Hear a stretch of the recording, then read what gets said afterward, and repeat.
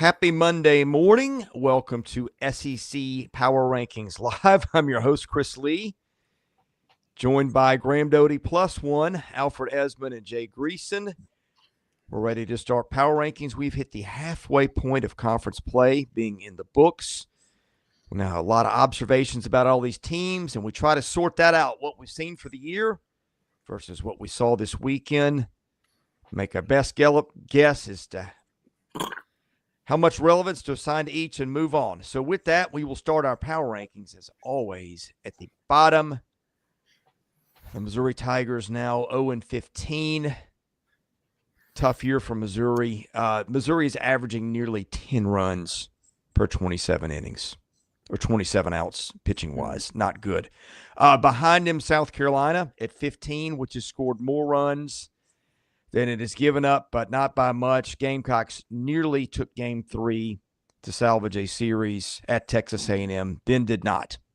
2 grand slams in the ninth inning to lose that one. Tough year for Paul Maneri. Started with the injuries, has only gotten tougher with the results. Let's move on to number 14, Florida. I'm going to kick this to Alfred because Florida has quietly played good baseball. I know 3 of the wins this weekend against Missouri, but also one against Florida State. Alfred, what are we thinking about the Gators? Have already said this before. The Florida State win means they won the season series against the Seminoles. That is huge for RPI. RPI stuff and RPI resumes. The season winds down. That'll help them with NCAA tournament stuff. And then to go out there and sweep Missouri like they did was huge as well. Florida's playing better baseball, moving in the right direction. However, we can't really quite put them ahead of other teams yet just because it was Missouri and their SEC record is still way down. But if you're a Florida fan and you watch this, be encouraged. I really like what I saw this weekend and during the week against the Florida State Seminoles. Next up, we have got at 13, or we've got the Kentucky Wildcats, we got Mississippi State at 13. Pardon me. Yeah, you offended her. Don't be sliding Kentucky.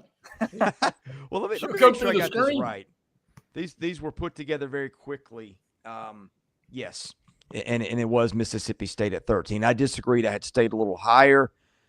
I think this is the sneaky team that can make a run, not just because of the schedule, but just because of some underlying numbers. I won't bore you with all that. But if you look at a modified version of expected record, State is 27-9 instead of 22-14. Like some things with his team hiding under the weeds. I don't think it's a top half of the league team. Could get there. Graham, what's the mood on Mississippi State after this weekend? Just a lot of positive vibes. I mean, it was pretty toxic, just 2 to 3 weeks ago. So this is 2 series wins in a row. I mean, you can tell Lamonis and his staff, like they're certainly shaking things up, trying to do things. They've done it with their rotation, pitching wise, but also their defense. You know, we touched on it last night. Their defense hasn't been good, especially in SEC play. They were really good over the weekend in Tuscaloosa, which is a big reason why they were able to take 2 out of 3. Big reason why they shook things up on the middle infield. So will that kind of be what we see moving forward? Like, what do they do with Cubs? Nobody has more errors in the SEC than Cubs does in conference play. So I'm like, what's his future look like? Because if you look at the numbers of Reeves and Reese over the weekend, like those 2 were absolutely lights out from Mississippi State. So all things considering where Mississippi State was 2-3 weeks ago and where they are now and what the rest of the schedule looks like, this is a team that can make some noise here in the back half of the SEC schedule. If today was Selection Monday, do they make it? I think they do, just because honestly, I just think the committee looks at teams and the laundry and like logos and that stuff matters. Like Mississippi State has a rich history, one of the richest histories in college baseball. And I think for that reason alone, they get in. You know, they're like Tennessee women's basketball. They're the only team that's made the NCAA tournament every year. Did they deserve to do that all of those years? Maybe not here or there, but they get the benefit of the doubt. Go ahead, Alfred. Today they'd be a 3 no one would want. in my opinion, if it ended This today. league's littered with those, Alfred. Yeah. Yeah, I think conference record. I'll be interested to see how that is dissected. State right now is 5-10 in the league and 37 in the RPI. It is 3-11 in quad one, and this per Warren Nolan this morning. And let me look at road record. 5-7. I'm going to say no right now, but next 5 weekends, I'm just going to do this quickly. Florida, I would pick State to win that one. Auburn, I would pick Auburn to win that one. Kentucky, that's in Starkville. I'd probably favor State. Ole Miss and Starkville. It's a Maybe house of toss up horrors. there. It's a house Yeah. of horrors for Ole Miss there, though. Yeah, I mean, and then Missouri. So there may be you've got to get you got 5 wins, you got to get to 13. Can it get 2 against Florida? Yeah. Can it get 1 against Auburn? Yes, that's 3. Can it get 2 against Kentucky? That's 5. Even if you get swept by Ole Miss, you sweep Missouri, there's your 8. So I think they get in eventually. I think right now, my guess is there's a lot of stuff working against State, but you never know. There With you that- go again. Insult Yeah. the state. I mean, I agree. Come on, Chris. M- You got- MJ you have to agrees. read- In addition to Bill James's statistical analysis, you're going to have to read the Dr. Spock book again. No kidding. We've got Kentucky at 12. Kentucky was this close to taking the series from Texas, which I think is have the polls come out today? I presume they have. Yes. Yeah. Okay. Well, some Texas, of them have, but Texas is one. Your assumption is correct. Okay. And I mean, look at this league, man. We got Kentucky at 12, and it's 1 break away from getting one of the biggest series wins of the year. But that's kind of a microcosm of what they've been doing all year, Alfred. I mean, Yeah. the stat I saw was they have 5 losses and 4 in league play by a run, and that's not counting blowing a 2-run or losing a 2-run game. Last When they week. had a 9th inning lead as well. So that's 6 close losses that they had their hands around. I mean, hey, end of the day, this is a results-oriented business, and they don't draw pictures on the scorecard. Not at Augusta National, not at your neighborhood municipal course, and certainly not in SEC baseball. But, I mean, method matters too. And Kentucky is, man, if I had a kid who threw hard, boy, oh boy, would I get him comfortable closing games out. Because right now, everybody's craving for a Friday night starter. But if you got a guy you can trust who can pitch 2 nights over an SEC weekend series from the bullpen, that guy's worth his weight in NIL gold. Yeah, very much so. And I mean, you said it, Jay. I mean, this is a detail or a results-oriented business. Close games against Texas, close games last weekend against Ole Miss, where they lost that series, had the series win over Texas A&M. But then even before that, 2 one-run games that were losses for them against Auburn. Those are all really big series wins. And if a few of those go Kentucky's way, they'd probably be sitting toward the top half or probably in the top half of our power rankings. So tough breaks right now for Nick Mingione's team. I would think at some point it's got to go their way, and we'll see. I don't know if it'll be this upcoming weekend in Tennessee, but at some point something's got to give with this team. Still very encouraged by them. We just can't, because of results, we can't put them higher than this, really, just because of, well, losses are losses. Yeah, and to your comment on closing right now, I'm looking. Kentucky's got 4 saves, 4 guys with 1 each. So not really a closer. Now, Simon Gregerson, the Indiana State transfer, pitched pretty well over the weekend, but the numbers on the year haven't been good. He's given about as many free passes out as he is striking guys out, which is never good from anybody, particularly your closer. So that may be the one thing. And Nick Mingione loves to just piece it together, right? I don't know that he's always had to have a closer with the capital C, but you got several teams in the league that have got that dude at the back of their bullpens, and that's a great point. I hadn't thought of it till now. Kentucky is not among those teams, but still a tough out. Okay, the wild card of the league right now, Texas A&M. Guys, how much do we weight what A&M has done for the year? How much do we weight what A&M has looked like lately? And what kind of context do we put that in? Do we think that's more like last year's team, or more like the team that sleptwalked through the first 6 weeks? That's the question. We sorted it out and put A&M at 11, which I think based on results so far is a little high, but hard to blame you. Hard to even blame you if you want to put the Aggies a couple of spots higher based on belief in what that team can be. Well, I did primarily because this show is not the SEC standing show. This is the SEC power rankings, and in that regard, A&M's roster is better than more than a couple teams ahead of them. But I mean, you got to balance that a little bit. I put way more stock, especially what they did in Knoxville, in the last week to 10 days to 2 weeks than I do considering how this started off, where everybody was ready to say, okay, let's go ahead and book your room to Omaha. You got a new coach. Your third baseman goes down a week to 10 days into the season, middle of the order guy, and then it takes you a little time to bounce back. Alfred, you use the phrase, and there's several of them. This is the 3 seed that's everybody's nightmare. Mm-hmm. Yeah, very much so. Especially, I mean, you go back to their Saturday doubleheader against Tennessee. They have been just a machine. I mean, they had that epic comeback that was 2 grand slams in the bottom of the 9th to sweep the series with South Carolina. They beat them 17-0 in the game prior to that. They're handling business, and I like what you said, Jay. I mean, honestly, you could very well make the case to put them higher in a power rankings like what we're doing. The only reason why they're back so far was their lackadaisical start throughout most of the year prior to that Tennessee series. But this team is really trending in the right direction. And if I'm the rest of the league, I'm getting a little nervous about what they're doing. That being said, they have to go to Baum-Walker this weekend, which is going to be a big challenge. And that's the series to watch this weekend. But nonetheless, super impressed with how Texas A&M has played over the course of the last 5 to 7 games, dating back to the doubleheader against Tennessee.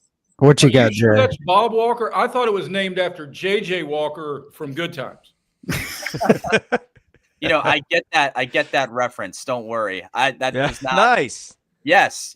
Even at 23 years old, I do understand that reference. My dad made me watch that show, just so everyone knows. But oh, wow. It very well could be named after him. I don't think so, though, if we ask the Arkansas fans. Yeah. Well, I've always said you were an old soul. A really old soul. I think it's a little bit, to answer your question, Chris, I just think it's a little bit of both. They're creeping up in our power rankings because this is kind of what we envision A&M to be all season long. The big picture takeaway, they're having fun now. Like, it just seems like once they took that doubleheader against Tennessee, monkey was off the back, and then they're just playing baseball and having a good time. Michael Early, like his interviews, he just seems like a totally different human being now. Like earlier today, he said that was one of the most emotional wins that he's ever been a part of, the Game 3 victory against South Carolina. Like he said, he went to YouTube and watched the highlights already 100 times of that game alone. So it just seems like they found something, whatever it is, like it's certainly working. And this is a team that, if they catch fire like they have right now, winners of 6 in a row, they are absolutely fascinating to watch. The back half of the SEC schedule. Chris, as we kind of debate if A&M's who we saw or A&M is who we thought they were or who we project them to be, my question for you before you get into the chat, could that game 3 against Columbia be a universal galvanizer that is a springboard regardless of any situation A&M faces the rest of the year? I would put it differently. I feel like they already got that last week when they got no hit at Tennessee and then swept a doubleheader.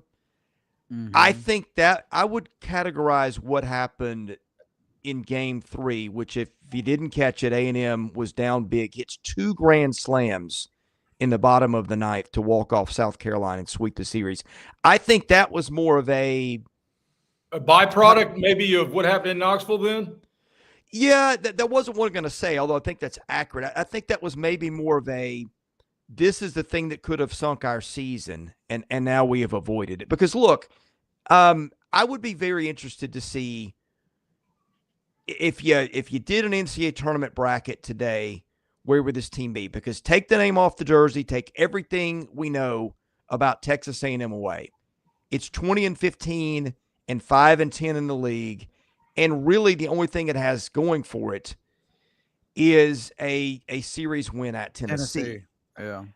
Which is not a small thing, right? I mean, was swept at Vanderbilt, swept against Alabama, lost 2 of 3 at home to Kentucky, and although you swept South Carolina, that is more disaster avoidance than it is, a proud feather in your cap. So here's what I'm getting at, okay? If you look on paper and all you know is who you beat and what you did, I don't know that this team is in. Now, we all know what A&M is. You got to add in the fact, and the committee will do this kind of thing, that Sorrell was hurt, and he has been a big, big, big addition to their team since he got back. So that's something you got to adjust for. And then here comes the other part. Remaining games, series with Arkansas, series with Texas, series with LSU, series with Missouri, and series with Georgia. Now, I'll answer that a little bit differently. One, we know how good this team is. But if you're in a need to build or rebuild or reconstruct your resume for the committee, yeah, they're the fat guy that just walked into the Western Sizzling. He's stoked. Yeah. Now here's going to be the other interesting thing too. Okay, RPI, after they lose the series to Kentucky, 107 to 13-14. Last week that they go to Tennessee, they take 2 of 3. They also get a midweek win, 16-15 RPI of 60. This weekend they beat Sam Houston State on the road, and then 3 against South Carolina home. They're up to 49. Now we have seen this in the league. You just have to go 1-3 against elite teams, and your RPI can go up by benefit of the formula.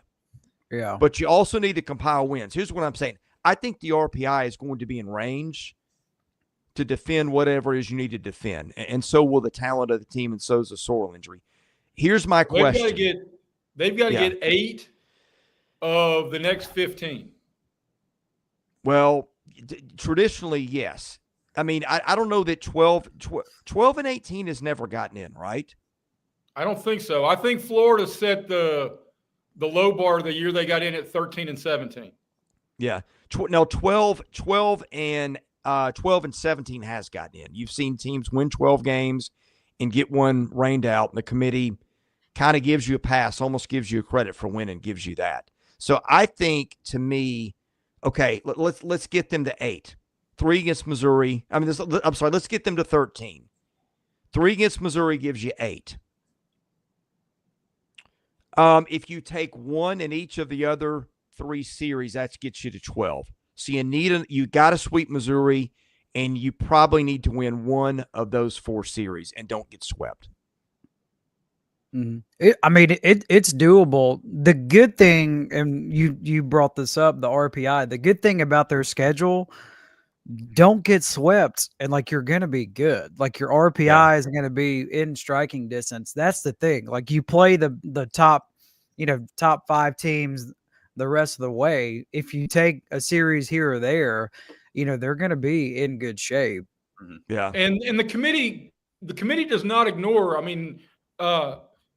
Graham, you made this point, and it's completely accurate in regards to Mississippi State. They do not ignore the laundry. Kentucky and North Carolina get the benefits of the doubt in the basketball committee's eyes almost annually. And you know why? Because part of it's a business decision. Texas A&M's they may not have as good a resume as, and I am completely flying blind here, which I know Alfred is thinking, Jay, you do that all the time. You're the Helen Keller of this show. And I am. But what happens is, unless Stetson's 47-6, the Mad Hatters they're going to have to play in the baseball equivalent of the NIT, which I think is the Pony League All-Star Tournament at Nickajack Park outside of Smyrna. But, Texas A&M is they are momentum and opportunity to converge into Alfred. When I point to you like Moneyball, don't say get on base, but the most dangerous 3 seed in the tournament. Mm-hmm. Yeah. Don't be dissing on my Stetson Hatters over there. They have a big game against Florida this week. Of course, you would know that, wouldn't you? Yeah. Yes, of course you know that. They're Okay, the that's one- it. No more Moneyball references Yeah. for you, Alfred. I'm now going straight to Rain Man. So every time I pop my fingers, I want you to say 247 toothpicks. All right? Wow. Alfred might actually get that. You've seen Rain Man, right? I love that. That's a really He good lives Rain Man. He's Come an old on. soul, man. Yes, I know my stuff. Don't worry, guys. All right. Back to baseball and away from movies and TV shows for a minute. This is a bipolar schedule. A&M is going to, by the time the season is over, have played the top 5 teams in our power rankings. It will also play the closest thing to free spaces that you get in South Carolina and Missouri. Well, in the top 5 team in our power rankings, and I was holding this for later because, hold on, Alfred, I'm about to unload a stat. SEC's now had 5 number 1 teams. Wow. Now that Texas is Isn't that one. right? So, and A&M is one of them. Arkansas, Tennessee, Texas. Was LSU ever one? Wasn't Georgia one? I don't think so. Was LSU one? I think don't think LSU so. was one. I don't think LSU ever got to one, did it? There's a million polls, so Well, a that's fair true. point, too. benefit of the doubt. Probably somebody probably was. Yeah, the college baseball ranking system is, you could just call it Warsaw. There are Yeah. a million polls. Yeah. Well, I like fortunately, we're the one that matters, and you're watching this, right? I'm just gonna claim that for us.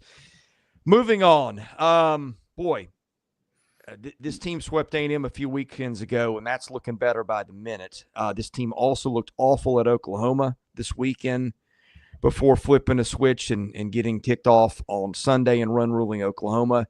Vanderbilt, which has got, speaking of tough schedules, this is what's ahead for the Commodores, guys. Georgia in Nashville, at Ole Miss, Alabama, at Tennessee, Kentucky. So three of the 5 at home is the good news. And I will say Alabama looking a little bit more vulnerable. Ole Miss on the road, you can ask Tennessee how tough that was. We'll get to that one later. And then at Tennessee, which is, speaking of houses of horrors, it's been that. So Vandy in good shape. Would be interested to see if Vanderbilt hosted. If the bracket was set today, I think it would, because the strength of schedule's 4. They like non-conference strength of schedule, winning record in the league. RPI of, I think, 7. But not a lot of great weekend accomplishments so far. And that's the thing holding this team back. Yeah, but if they did become the biggest Texas A&M fan this side of Chucky Knobloch. Yeah. Because if they make a run, then you're holding up, okay, we'll be happy to host. Oh, yeah, by the way, we swept A&M. Yeah. They would have earned it for sure, especially with that schedule. That's the good thing about the SEC. Like, you can't really say if somebody hosts that they didn't earn it. Like this league is too challenging, too good.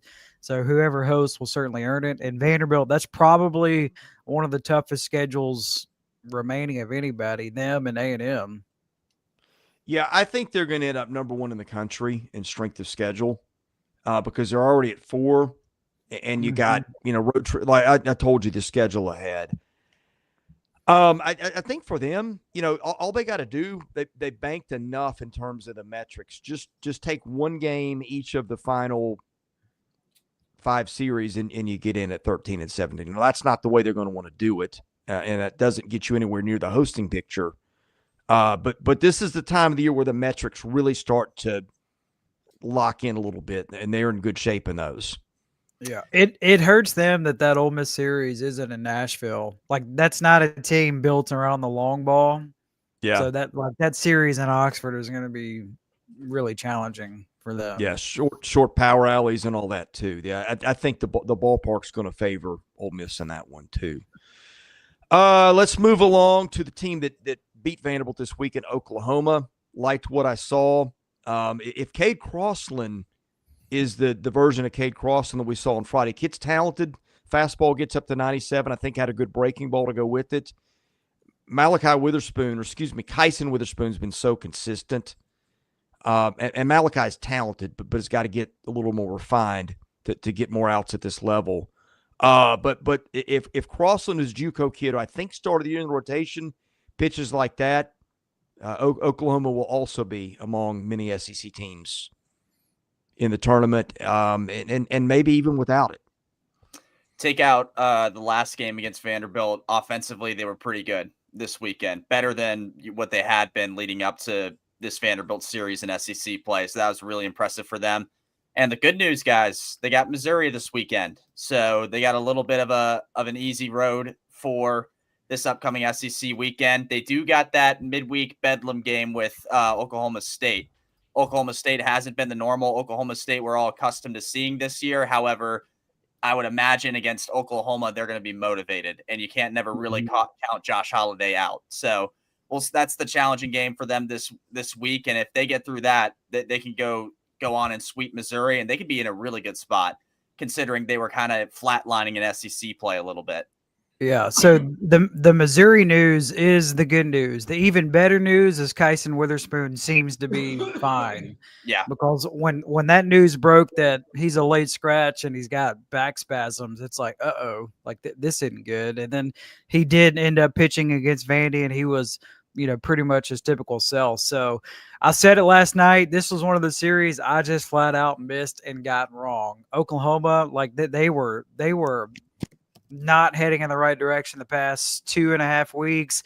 Offense finally showed signs of life, and they looked really good at home against Vanderbilt. And, Chris, you touched on it as well. One of the guys that we don't really touch on a lot that's really good on both sides is Eastern Carmichael. Yes.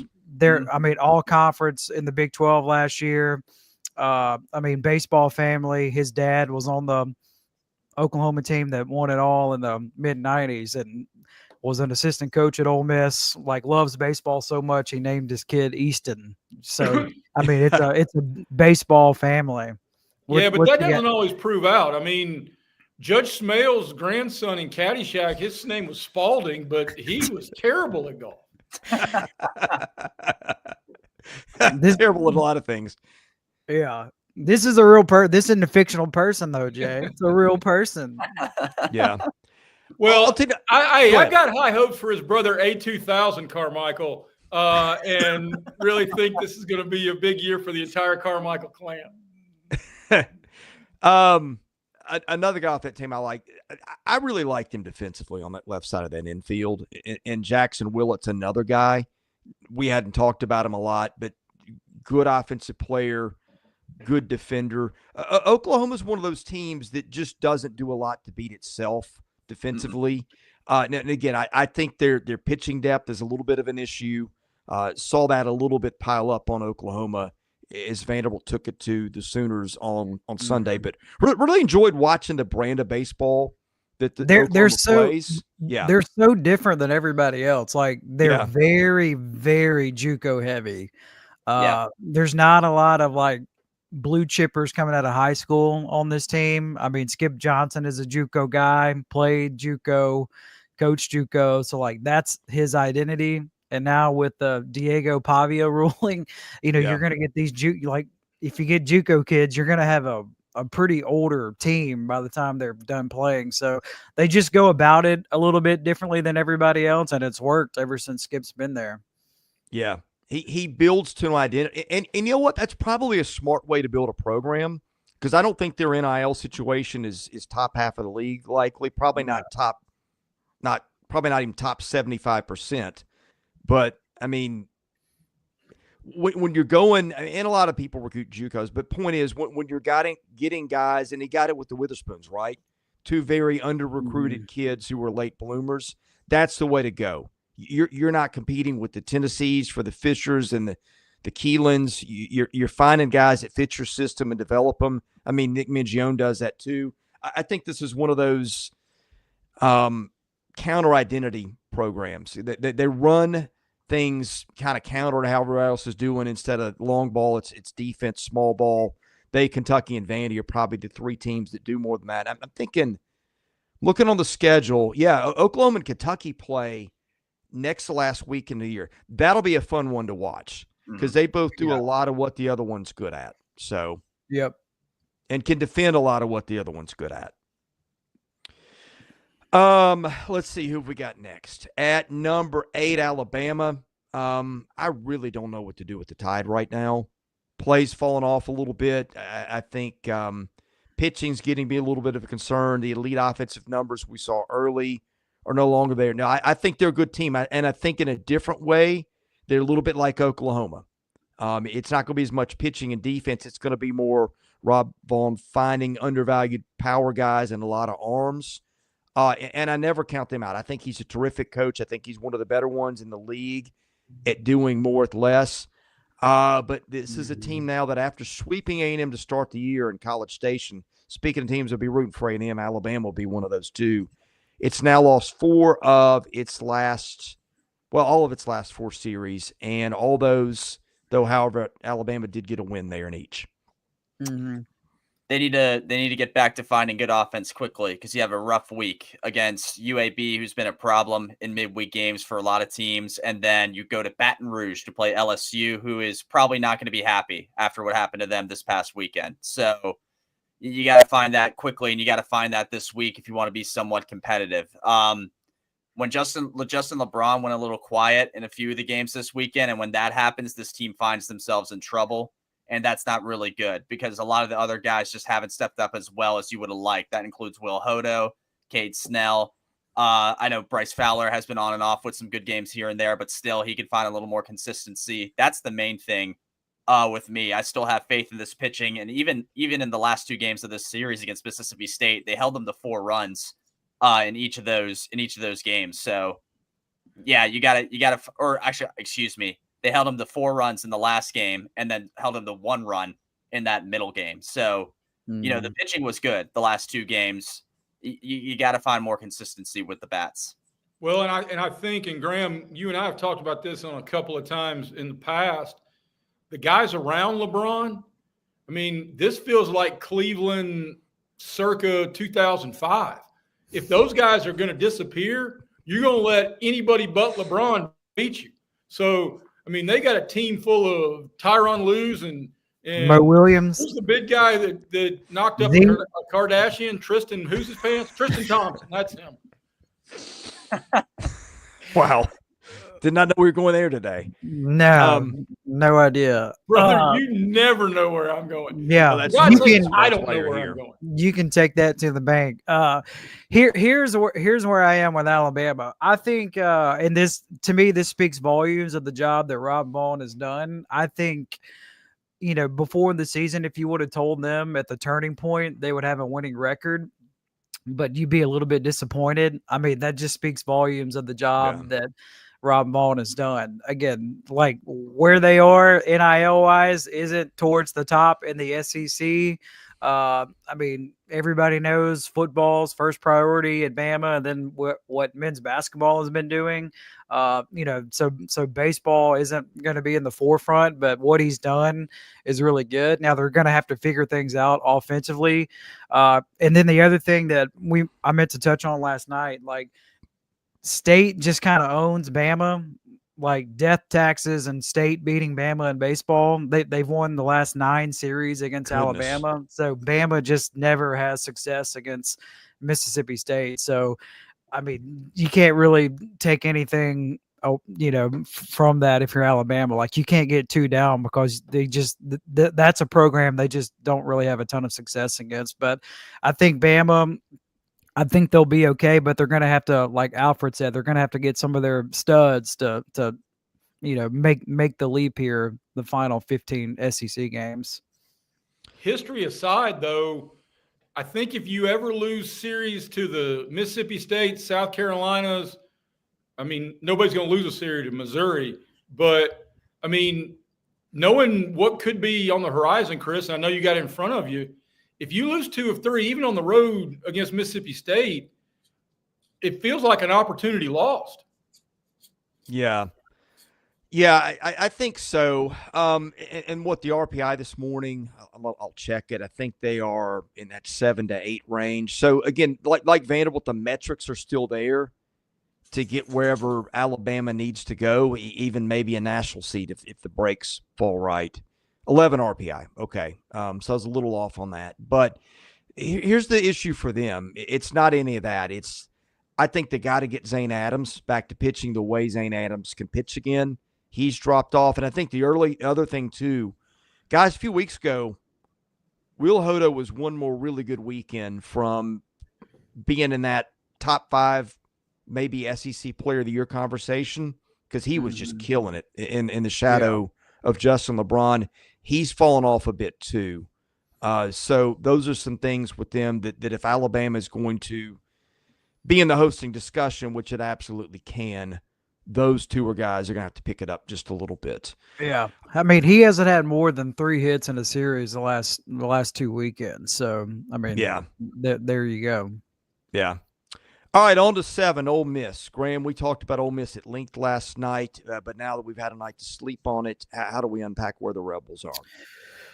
I think Ole Miss feels really good. And again, before the season started, I think if you would tell Ole Miss fans that, hey, at the turning point, Ole Miss is going to be 9-6, I think Ole Miss fans would say, sign me up for that.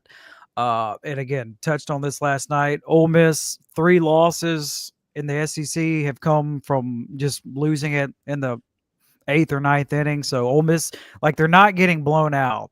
Like, again, the difference between the last time Tennessee came to Oxford versus what happened this weekend, it was not close 2 years ago. Like, the Vols just totally dominated that series. I think it proves that Ole Miss is much, much better than what everybody was kind of expecting. And the other big news is Riley Maddox has hit his stride. Like, for 2 weeks in a row, he did not have very good outings at all. He admitted that he just wasn't at a good place mentally, and he said he went to the pitching coach, Joel Mangrum, and just kind of confided in him, like, hey, I'm not in a good spot. What do I need to do? And they just went back to the drawing board, and Joel Mangrum has just kind of built confidence in him. And the last 2 starts for Riley Maddox, he's been really good. And in order for Ole Miss to go where they want to go, like, their starting pitcher is going to have to, be what they have been the past couple of weeks with Hunter Elliott and Riley Maddox. Like, Mason Nichols, you'll take him on a Sunday against anybody in the league. He just kind of does what he does. He's good for at least 4 innings on a Sunday, maybe giving up a run here or there. And for a Sunday, you'll take that. But again, Ole Miss is in a good spot. Like, a lot of their big series, the way the schedule shakes out, most of their big series are at home, which is good. So this is the first time in essentially like 2.5 years where there's just electricity in Swayze Field again. There were over 32,000 that went to the series this weekend in all 3 games. So, I mean, the fact that Ole Miss baseball is relevant again is good news for Ole Miss fans. What is Patrick Swayze's connection to the Ole Miss baseball program? Oh my goodness! I was wondering where you were going to go. So, I have some baseball questions for you as our Ole Miss go-to. How big of an impact has Austin Foley been? I mean, the thing I saw is he's got 9 home runs and 87 at bats. Yeah, so that's kind of been out of left field, pun intended. I mean, he was just like, we need depth at the catcher position. And that's a guy he really hadn't played a lot throughout the course of his career. And, I mean, he was not anticipated to be the everyday guy behind the plate catching. And, I mean, that's just kind of what he's turned into. He's pretty good defensively, and he's got some pop to his bat. And it seems like he's starting to figure it out offensively. So that has been a very pleasant surprise for Ole Miss. And one of the things, Alfred, you and I were talking about in terms of like what Kentucky's perception would be if Ole Miss does not blow 9th inning leads against Arkansas and Tennessee, they take both those series, and you're talking about a team that's probably now top 5 nationally, don't you think, Alfred? I think so. This weekend especially. I mean, you had Liam Doyle go off for 14 strikeouts, and they only lost that game 3-2. You were right there in that game, technically. So Yeah, a few breaks could have gone their way, and they'd be even better than where they are right now. But I'm still highly encouraged about where they're at, especially this week. They got Little Rock in the midweek, and Ole Miss has handled business in their midweeks as of recently, so I don't expect any problems there. And then they play South Carolina, which should be a series win. So don't be too discouraged, Ole Miss, about a series loss to Tennessee. I think if they did that series over, Ole Miss can definitely win it. But you have an easy road this week to really, solidify yourself in the top half of the league. And maybe the biggest number shared here today on Southeastern 16, if you're an Ole Miss baseball fan, go ahead and book your first round hosting because you drew 32,000 in a 3-game set. And I know it was Tennessee and I know there was emotion, but just like we talked about laundry, the committee cares about that too because they do not want the TV cameras showing a whole bunch of empty seats. Yeah. Well, that's why that stadium was built with the renovations. I mean, it was built for super regionals, and Ole Miss is one of the very few teams in the country that turns a profit in college baseball. That's a very well, and they got like the residuals from Ghost. It's Swayze Field. Who is Swayze Field named after? Seriously. Let's look it up. So that stadium is unique because it's like half owned by the city of Oxford and the university. So like, for the longest time you couldn't drink alcohol in the stadium, but you could in the outfield because the outfield is owned by the city. So that if you wanted to drink, that's where you had to go. So the outfield sold out, and you could find like a box seat behind first base for $8. Pretty much, depending on what you want. Like, if you want to get absolutely soaked, you sit in the outfield and just head on a swivel when somebody hits a home run. Yeah, that is one of the Mississippi baseball environments are pretty cool. Very good, very good ones. All right, it's named after Tom Swayze. Of course, I forgot. So he was a former Ole Miss player and head coach way back in the day. Well, there and you can bet when Mike Bianco retires, like they're either going to name the stadium after him, they're going to build him a statue because he turned Ole Miss baseball into the monster that it has been. Mm-hmm. Well, and he made a ton of money in that breath spray. Oh no, that was his sister, Banaka. I'm sorry. All right, moving on to number 6. Jay Greason guessed this team. Number 1 strength of schedule in the RPI. Has lost 1 series all year on the weekend, that being on the road to a top 5 team.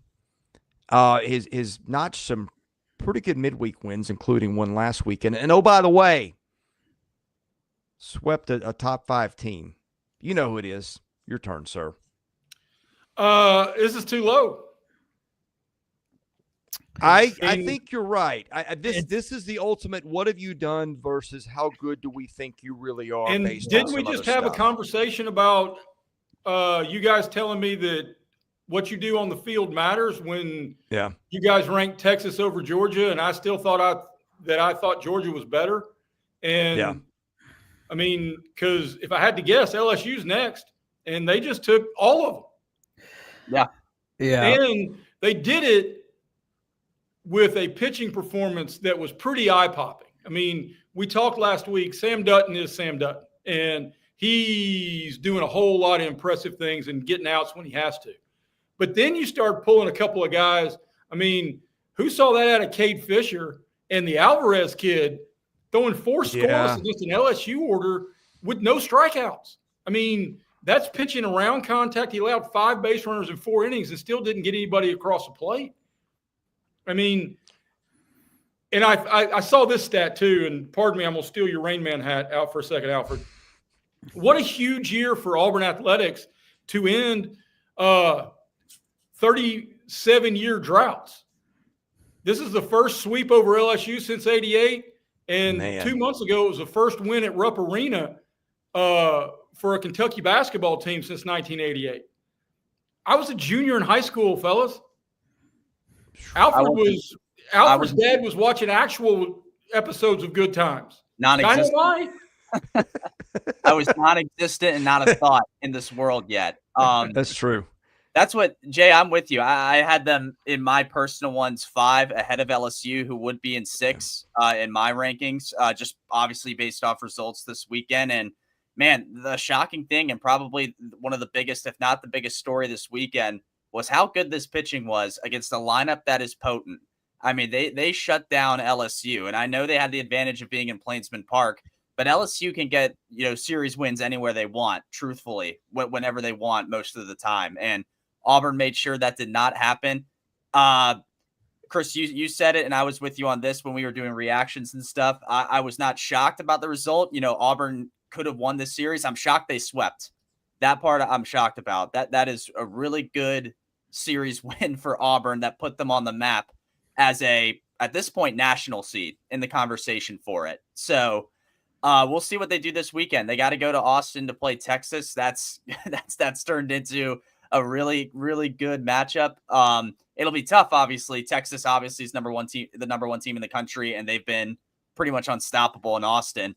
But it's turned it into a really very good matchup that we wouldn't necessarily have expected looking at the schedule at the beginning of the year. Yeah. Auburn is definitely for real. Polls came out this morning. They are the new addition in the top 10, deservedly so. And even if they don't win the series in Austin this weekend, like they're still in fantastic shape and in my opinion, still a top 10 team. So yeah, it's a mix of older guys, younger guys, and the pitching has certainly turned the corner the last, 2.5 weeks or so. So this is a team that's trending in the right direction. I have a confession to make here. I entered the wrong vote for one of you guys. So check this out. We did rank Auburn 5.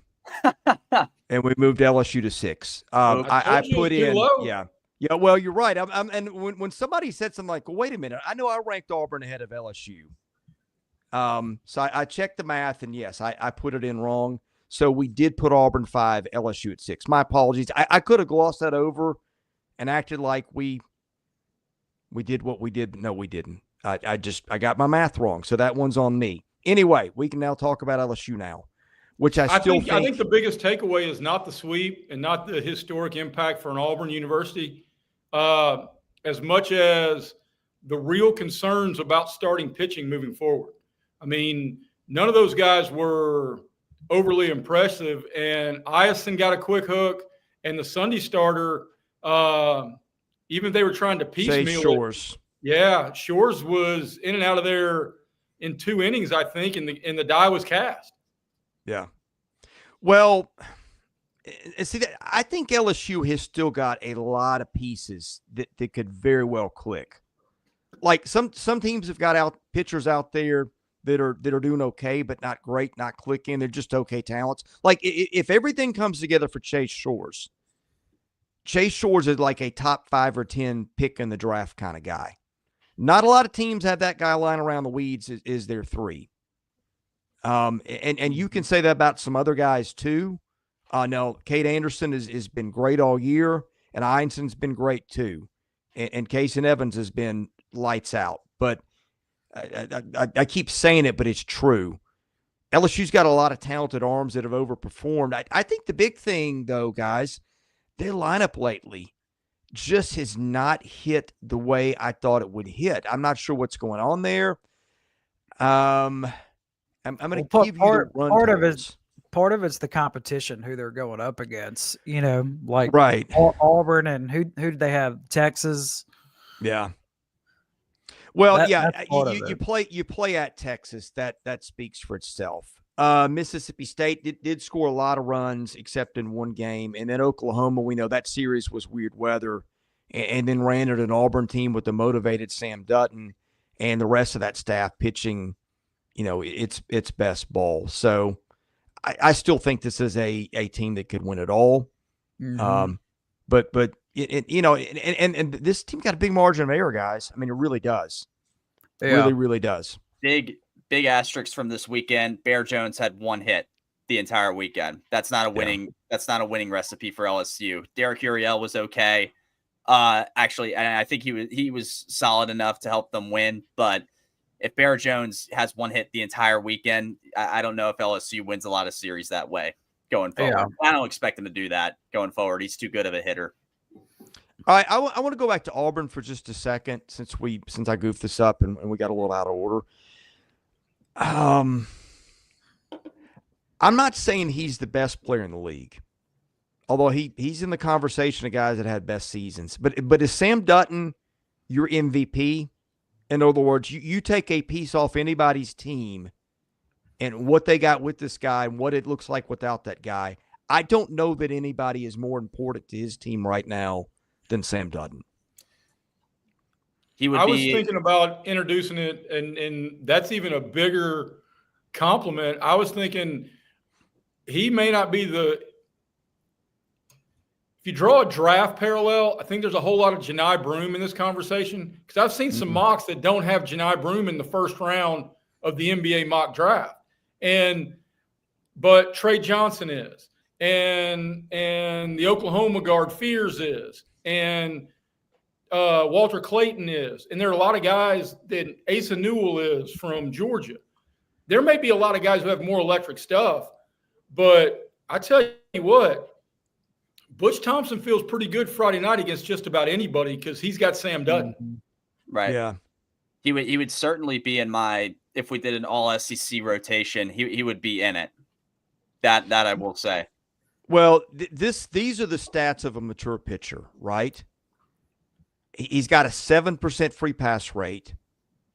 He's got a 26% ground ball rate. It is a percentage of all plate appearances, not balls in play. So if you go balls in play, it's way higher. He's got a 2% even home run rate. Like, those are things you do if you want to pitch successfully. He does them all. He does not beat himself.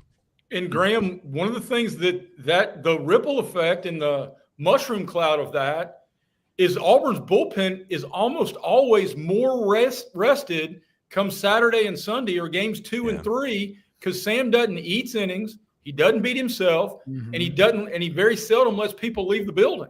So if you now have more bullets in your gun coming in game 2 and game 3, and you've already, in most cases, has Dutton lost an SEC game this year, Chris? But I want Alfred. I mean, you know what I'm talking about in the bullpen effect of rested arms are better arms. Yeah, very much so. I mean, that came into advantage a little with teams like Tennessee not using Nate Snead until the final game when it was crunch time. It's massive if teams have that to their advantage, and Sam Dutton provides that. Yeah, he's 5-2, but he's only lost. They've only lost one series opener. So I guess now that I think about it, Fisher might have been their one out of the gate, and now he is. So yeah. I'm looking to see, is he leading the league in innings pitched? That was a good point, Jay, because he's not only been super effective, but he's been really durable and gone late into games. He's thrown 50. If that's, I'm trying to find it, but if that's not it, he's got to be top. The 3. Only one I can think of that would have a claim in that is Pico. He's close, yeah. It's Lampkin at A&M. Oh, and Prager. Okay. The two A&M pitchers are tied, Prager and Lampkin. Yeah. Where is Dutton? He's got to be top 5. I think Pico would be in the discussion. Dutton is 6. He's 50. Okay. Liam Doyle's 51. Cade Anderson 51 2/3. Witherspoon 52. Yeah. You know, that's another interesting storyline. I don't know what's going on here because it's not the way it's gone in pro ball.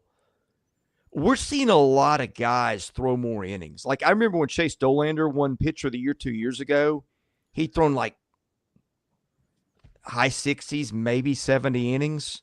And he was great when he threw, but he wasn't giving you 6 consistently like Dutton's giving. You got a lot of dudes in the league doing that this year at a time where the trend in baseball is anything but that. Yeah, very much so. Well, we saw it last week with LSU. I mean, their starting pitcher, 135 pitches. I mean, when's the last time you seen that at any level? We saw it this weekend with Liam Doyle. I think if he could have, he would have gone the distance for a variety of reasons. But I think Doyle, his pitch count ended up being like 111 or 112. Yeah, it is kind of, and I don't wonder you hear, and I don't mean to get us on too much of a tangent. You know, the older generation was the thing you do to develop a strong arm is throw a lot. Now, I don't know that they were throwing as hard as these guys are throwing now. And that may be the difference. I wonder what the breaking point is on an elbow ligament. Is it consistent 95 and up? What would that number be? Maybe somebody a lot smarter than me knows. But point is, it's very interesting because now what we do with pitchers is we say, hey, watch that pitch count. Watch that pitch count. And the generation, that grew up a couple of decades ago, the whole thing used to be, I've even heard people say, hey, the best thing for a sore arm is to throw through it. And none of this, by the way, is an endorsement. It's just kind of thinking out loud because I think this is a really interesting thing, and I don't know what to make of it. Well, there's also the philosophical conversation of it. Big league guys in the minor league and professional level, you're not going to pitch guys through things because you've got long-term investments in them. And I'm not saying Butch Thompson in a million years would do this. I'm not saying any coach would. But those guys know they've got a finite time with whoever they have in the rotation. But it works out to, and Sam, you threw me off my train of thought, but I appreciate that. You're going to ride your horse as much as you're going to protect an arm. Yeah. And I do, and by the way, we are moving on. I don't mean to sidetrack, but a guy at West Virginia threw 180 pitch. I think that was the time the kid was like a fifth-year senior, wasn't going to go pro. Wasn't a pro, yeah. That was, I was about to say, he probably wasn't a prospect. Yeah. All right, moving on. Because people are waiting for this. Number 4, Georgia. Sweep of Arkansas, maybe the best, or not sweep, but they took the series from Arkansas by 2 1-run wins after getting blasted on Friday. Maybe the top series win in the country this year, or close to it, certainly. And I think the big thing, guys, Georgia's pitching got better too. Yeah, the starting pitching especially. You have to kind of hit Arkansas's lineup in the mouth with how they've been playing the past few weeks leading up to this. And they did that.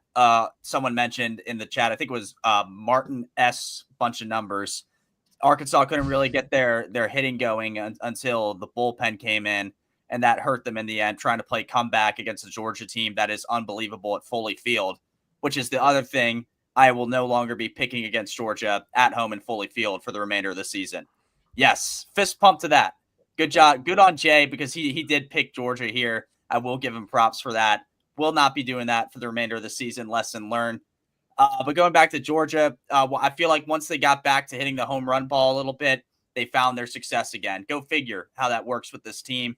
But this is massive for them to get this done.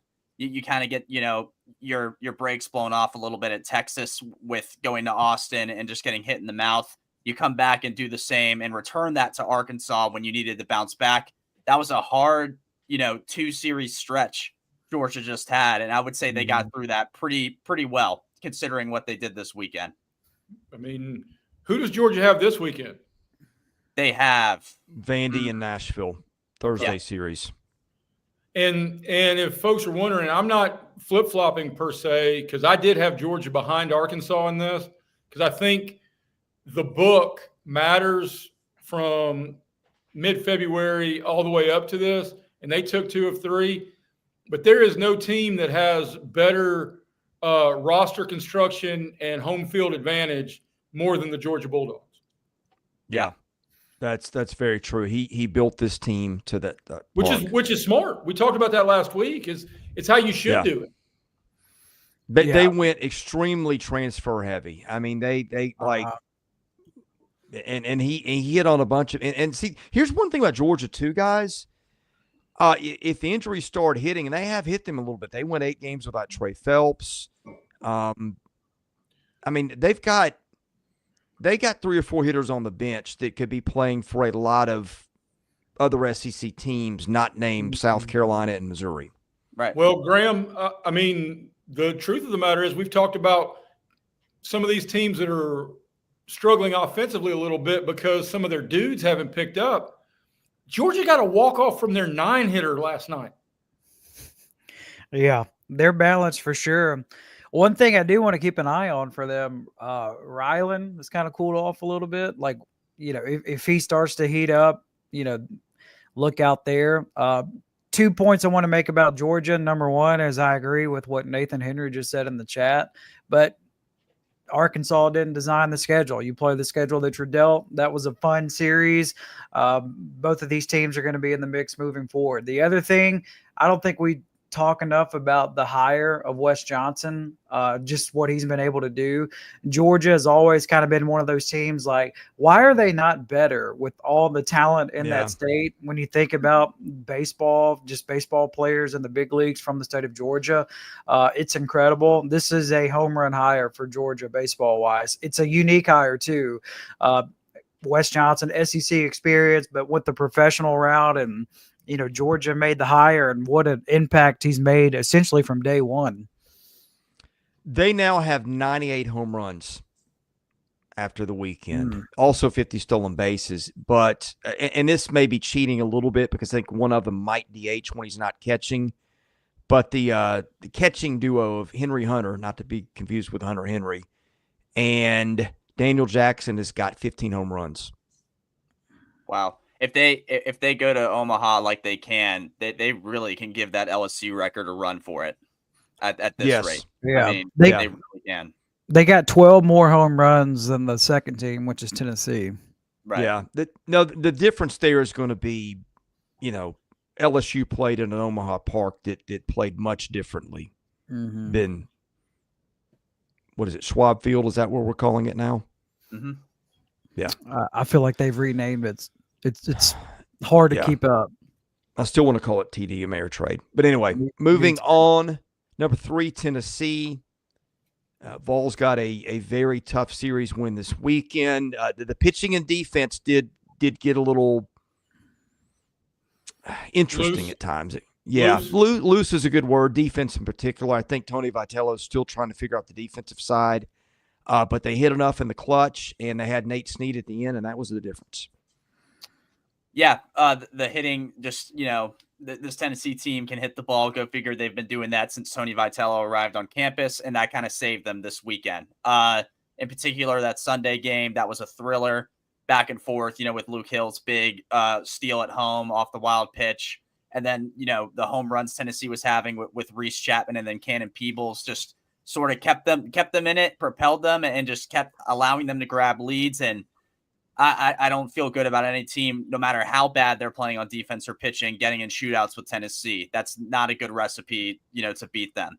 You got to look out for Tennessee's defense and pitching going forward a little bit outside of Liam Doyle. But regardless, if you're Tennessee, you're going to take 2 out of 3 on the road in the SEC against anybody you play. So you got to look at it that way and move forward. Maybe not Missouri. Not Missouri. Yes, sorry, Jay. But besides Missouri, you'll take 2 out of 3 against anybody in the SEC.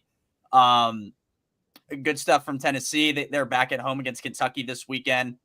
Good to be back at home, and Lindsey Nelson for them, I'd imagine. And we'll see. That's, stylistically 2 way different teams. We'll see how that works out. I loved Lindsey Nelson in those Naked Gun movies. He was hilarious. Are you gonna watch the reboot? Did you see the trailer for the reboot? Right. No, I'm not a big reboot guy. I got burned on the reboot of Red Dawn. That one, and I may give Running Man an opportunity because that's such a great story, and I like Glenn Powell. I don't think you can replicate that. I think Leslie Nielsen made those movies. Oh, yes. It's Leslie Nielsen. It's his brother. Yeah, sorry. Close. It's close. But Jay, you watch the trailer. The trailer is shockingly good. Like I was blown away by the trailer for the new one. Well, who plays Norberg? Ray Caruth? I mean, what are we doing here? We gonna find a sports star who what? Wow. Pretend he didn't do it? No, it just didn't see that one coming either. That's on me. Hey, truly though, Graham, I want your opinion on this. Was that as an electric regular season series maybe in your memory of SEC baseball this weekend in Oxford? Well, there's been some good ones at Swayze Field, but I would say without a doubt the best in 2 years. I mean, the last 2 years there just haven't been a lot of excitement with Ole Miss baseball, and that it's just been totally different this year. So the storylines helped fueled it. And, Tennessee is kind of one of those schools, like, if you're a Tennessee fan and you live in West Tennessee, like in the Memphis area, like it's closer to see the Vols when they play in Oxford than it is to make the trek to Knoxville. So you got a lot of those fans, like in the Jackson, Tennessee, Memphis, Tennessee area. There were a decent amount of Vol fans there this weekend. And that's what I was going to say. I don't know. I know he didn't do it on purpose. He was just trying to barrel one up, but Chapman's home run landed in a little cadre of folks who are quite happy to be part of the picturesque landscape there on Sunday. Yeah. And I mean, I said it last night, like, this is a big series win for Tennessee, and it just shows you how tough they are mentally. So if they can handle this, I don't really see anything that could phase them moving forward. One thing I do want to see moving forward for Tennessee, like, do they address the Marcus Phillips situation on Saturday? Because after that game, like, Ole Miss is not a team that relies on stolen bases a lot. And after the game, Mike Bianco said, look, we saw something in Phillips' delivery, like his mechanics, like he's pretty slow, and Ole Miss cashed in on that. Like, Ole Miss had 5 stolen bases in an inning. I think they had 8 or 9 that game against Phillips. So is that something that Tennessee addresses moving forward, like try to speed him up a little bit, or do they just keep it the same? Because that could potentially be an issue for the Vols whenever Phillips is on the mound. Because if Ole Miss, a team that doesn't steal a lot of bases, if they get 5 in an inning, I mean, you're going to see other teams start to do that as well. Yeah. And Chris, before you give us our final thoughts or turn the page, if we're going to praise Sam Dutton, Liam Doyle was a mother. Yeah. Also in my all SEC starting rotation. Obviously. Yeah. He's probably your pitcher of the year at this point. Yeah. It's a good argument with a lot of guys. He's got shut you down stuff at Foley Field. He's got shut you down stuff in Yellowstone Park. He's got shut you down stuff in your neighborhood park. I mean, that guy, what he did Friday night stays considered single game performance of the year in my mind. 8+, 14 Ks, all the electricity in the air. I mean, major league tip of the visor to that dude. Yeah. It's fastball heavy too. Like he's doing it mostly with his fastball. Not only velocity, but the movement on it is what makes it so tough. Mm-hmm. Yeah, the ability to stay on plane. But I think in all the storylines with Tennessee this year, that the hitting, Doyle, all the guys throwing gas from wherever. I think one thing we probably haven't talked about enough is the back end of the bullpen, and Dylan Loy and Nate Snead might have been the guys that helped. I think Loy was a little bit off, but those guys are terrific, and those are the little. I mean, this team's good enough to win a lot of games without them, but that is one thing that really puts them at the next level. And that next level circles back to everything in college athletics, and it's funny, in Tennessee baseball, it is an unbelievable positive, but it stole the story of the weekend in Tennessee football. But Tennessee's NIL money allows them. Tony V's got maybe the best roster, one through how many ever dudes he's got on that roster. When we're talking about how good their back end of their bullpen is, and AJ still hadn't seen a weekend, so you're talking about an ace level starting pitcher who's starting to get better, and now Levi Clark still. There ain't a better regular bat on the bench than Levi Clark. Yeah. Yeah, you're right about that. He's slumped a little bit lately, but he's very talented. And I think we'll get it back. All right. If you followed along, we're down to 2 teams. Arkansas scoring margin 7-point runs a game. By the way, Tennessee 7.0. It's over like a full 9 innings.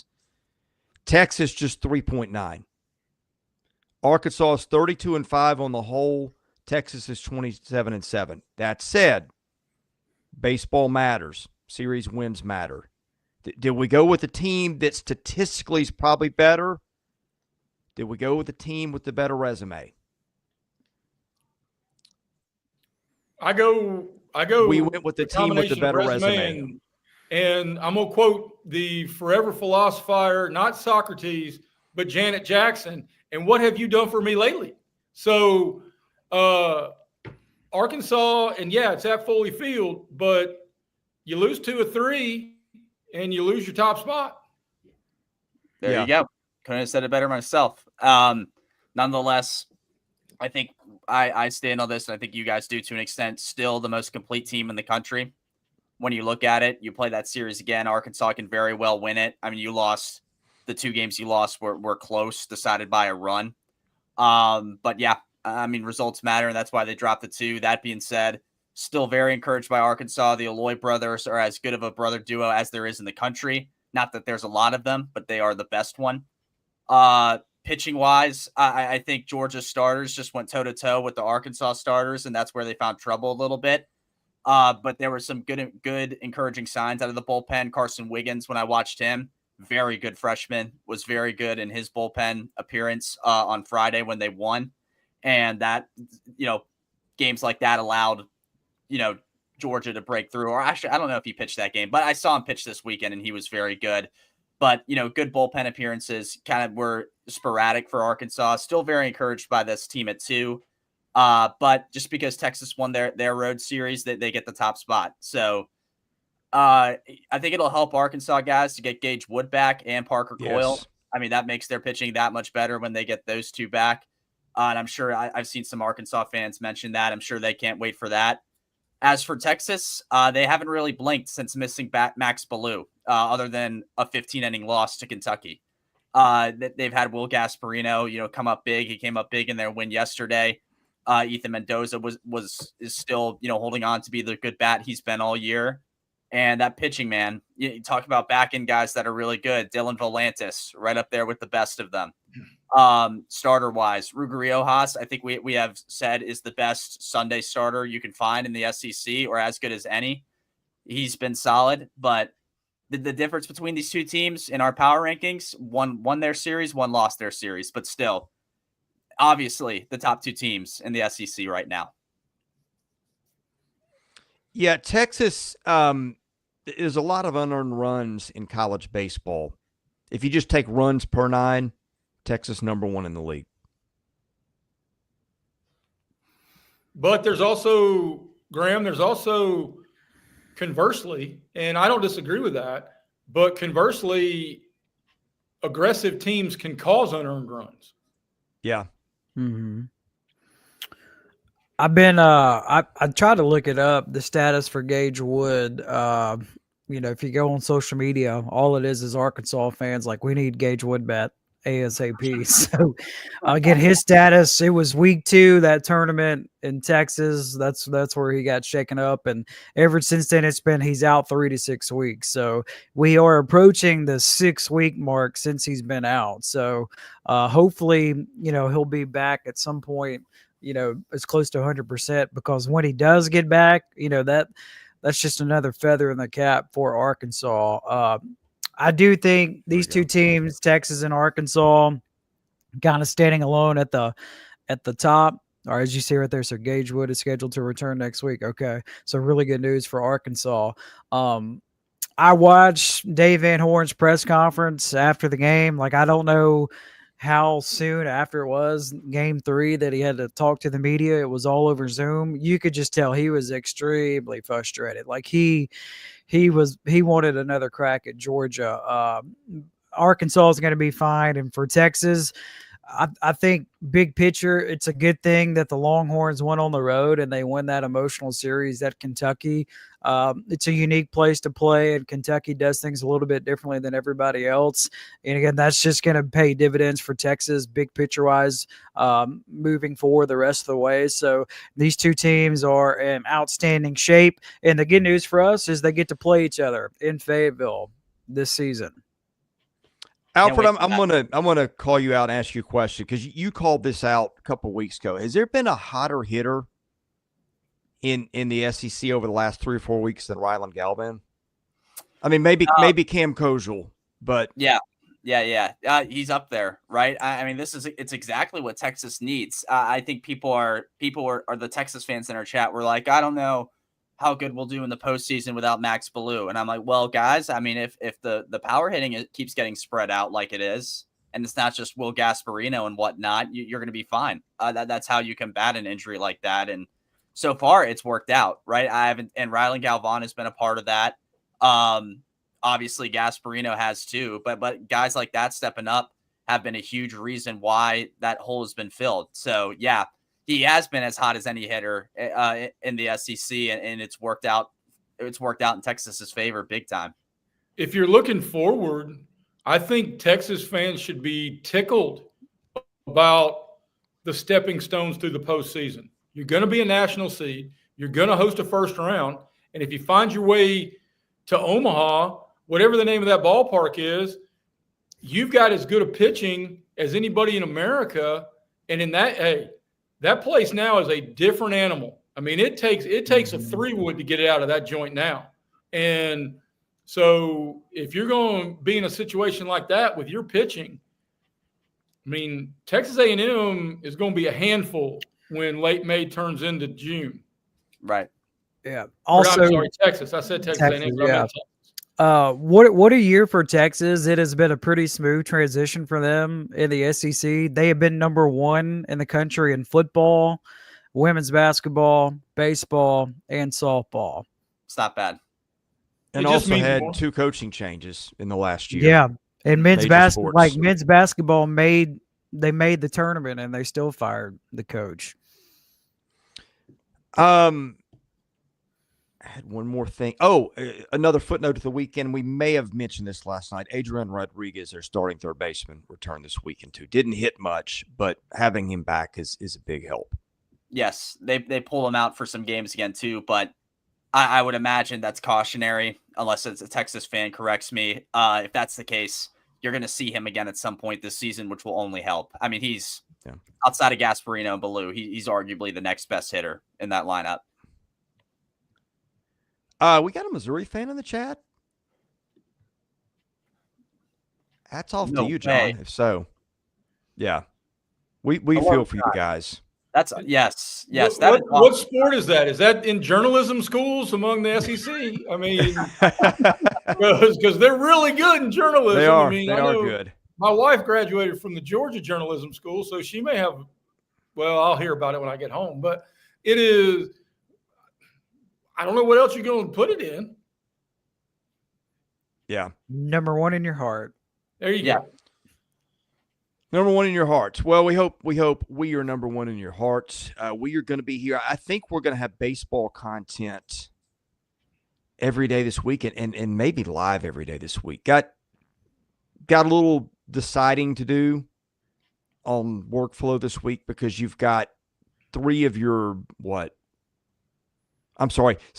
8 series start on Thursday. So that's the week flow is going to be a little different, but we'll be back tomorrow.